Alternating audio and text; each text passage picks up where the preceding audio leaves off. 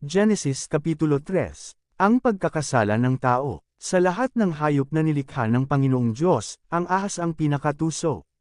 Minsan, tinanong ng ahas ang babae, "Totoo bang pinagbabawalan kayo ng Diyos na kumain ng bunga ng alinmang puno sa halamanan?" Sumagot ang babae, "Makakain namin ang kahit anong bunga ng puno rito sa halamanan, maliban lang sa bunga ng puno na nasa gitna ng halamanan. Sapagkat sinabi ng Diyos na hindi kami dapat kumain o humipo man lang ng bunga ng punong iyon. Kapag ginawa namin iyon, mamamatay kami." Pero sinabi ng ahas, "Hindi totoong mamamatay kayo." Sinabi yan ng Diyos dahil alam niya na kapag kumain kayo ng bungang iyon, mabubuksan ang mga isip ninyo, at magiging katulad niya kayo na nakakaalam kung ano ang mabuti at masama. Nang pinagmasdan ng babae ang puno, napakaganda nitong tingnan at ang bunga ay parang masarap kainin, at dahil sa pagnanais niyang maging marunong, pumitas siya ng bunga at kumain ito. Binigyan din niya ang kanyang asawa na kasama niya, at kinain din ito.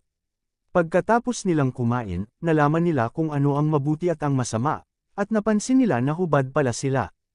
Kaya pinagtagni-tagni nila ang mga dahon ng puno ng igus para ipantakip sa kanilang katawan. Pagdating ng hapon, narinig nila na lumalakad ang Panginoong Diyos sa halamanan. Kaya nagtago sila sa mga puno doon. Pero tinawag ng Panginoong Diyos ang lalaki, "Nasaan ka?"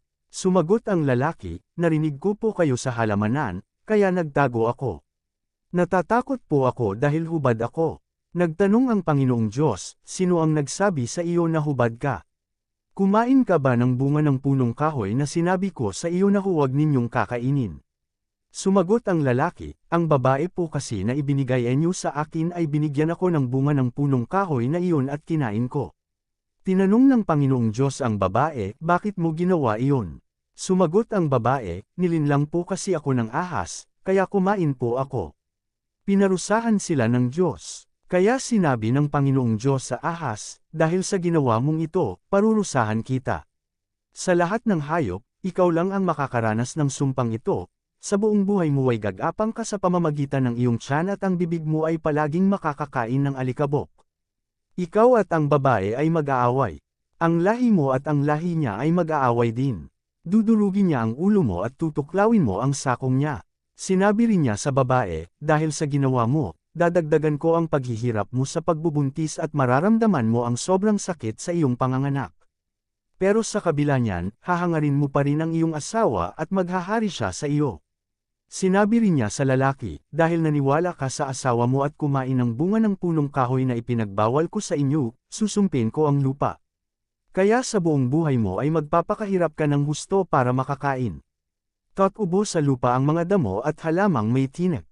Ang kakainin mo ay manggagaling sa mga pananim sa bukid. Kinakailangang magpakahirap ka ng husto para makakain, hanggang sa bumalik ka sa lupa na iyong pinagmulan. Dahil sa lupa ka nagmula, sa lupa ka rin babalik." Pinangalanan ni Adan ang asawa niya na Eva, dahil siya ang magiging ina ng lahat ng tao. Pagkatapos, gumawa ang Panginoong Diyos ng damit mula sa balat ng hayop para kay Adan at sa asawa nito. Pinaalis ng Diyos sina Adan at Eva sa halamanan ng Eden. Sinabi ng Panginoong Diyos, "Ang tao ay naging katulad na natin na nakakaalam kung ano ang mabuti at masama. Kinakailangang hindi siya pahintulutang kumain ng bunga ng punong kahoy na nagbibigay ng buhay, dahil kung kakain siya, mananatili siyang buhay magpakailanman." Kaya pinaalis siya ng Panginoong Diyos sa halamanan ng Eden para sakain ang lupa na pinagmulan niya.